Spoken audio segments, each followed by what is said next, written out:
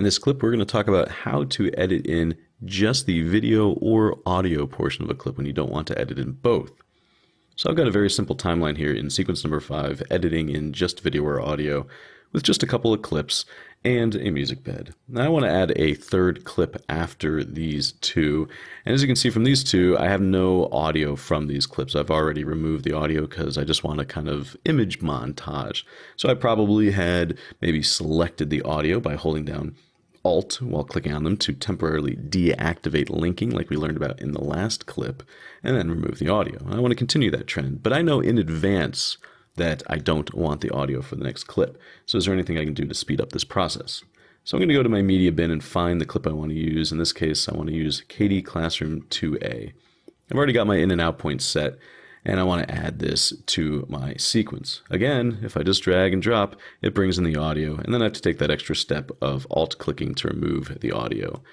But what if I want to save that step? So let me undo, and what I want to point out here are these two buttons down below your clip in the source monitor: drag video only and drag audio only. They do pretty much exactly what their names indicate. So if I hover over drag video only and drag from this icon into my sequence, look, it didn't bring the audio along for the ride. It just left it behind and said, oh, you just want to drag the video in, which is exactly right. Pretty easy to use.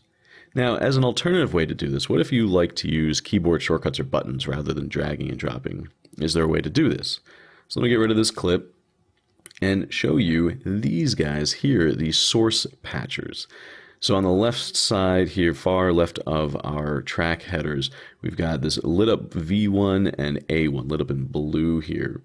And they are reflective of what is in the source monitor. This is why we call them source patchers. Well, if I deactivate A1 by clicking on it and putting it into an off state, now if I get my playhead in the right spot, let's say right there at the end of my sequence, if I use the overwrite button or the keyboard shortcut for overwrite, which is period, when I hit that, look, it has just overwritten just the video into the sequence and not the audio. So as long as you've tweaked your source patchers appropriately, you can make this work with buttons and keyboard shortcuts as well. Now, let's talk about the exact inverse of doing this with audio. So I'm going to say, I'm going to bring up KDA1 here, and I just want to use her soundbite here. I don't want to see her face. I just want to use it almost as a voiceover or narration for these clips here. So I can absolutely use drag audio only, but here's a hiccup that you might run into depending on your exact setup.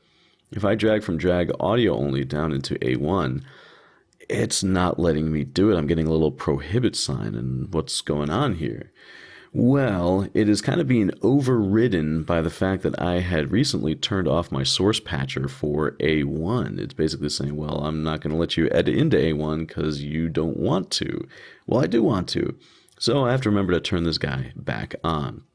And now I can go to the drag audio only button and drag in her soundbite and place it underneath these clips. Alternatively, if I wanted to do this differently, I could, if I remove the clip first, turn off the source patcher for V1, again, just the inverse of what we did before. And now, if I put my playhead in the right spot and use the overwrite command, either the button or the shortcut, it overwrites just the audio to the timeline and skips the video entirely. So those are just a couple of tricks you can use to employ to edit in just video or audio into your sequence.